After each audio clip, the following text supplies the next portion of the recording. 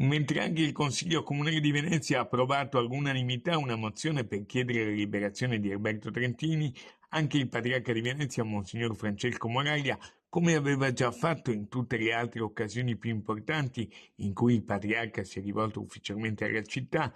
dalla Basilica Cattedrale di San Marco, Monsignor Francesco Moraglia è tornato in occasione del tradizionale concerto di Natale per la terza volta in pochi mesi e per la seconda in poco meno di un mese dopo la salute, a pronunciare il nome di Alberto Trentini e a lanciare un appello accorato teso a smuovere le coscienze e arrivare al più presto alla liberazione del nostro connazionale, il 46enne veneziano. Con un ricordo speciale e affettuoso per Alberto Trentini, per la sua famiglia, auguro un buon Natale a tutti,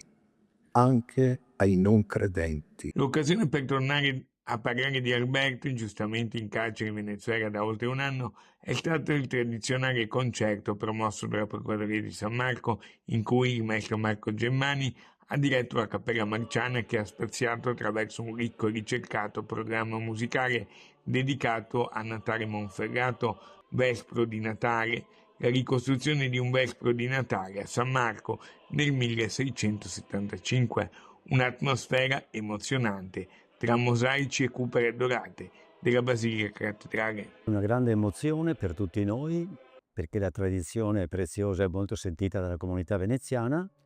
perché qui si riunisce tutta la città simbolicamente, anche se la capienza limitata ci impedisce di invitare tutti come vorremmo fare, però giunge in un momento molto sereno in cui abbiamo fatto molte cose e siamo contenti che la conclusione sia una cerimonia religiosa e anche culturale. Noi consideriamo l'anno estremamente positivo sotto tutti i punti di vista. I grandi appuntamenti sono stati tutti onorati dalla Mostra del Cinema, Biennale Architettura, matrimoni di rilievo internazionale, così come le grandi manifestazioni che hanno interessato il nostro territorio.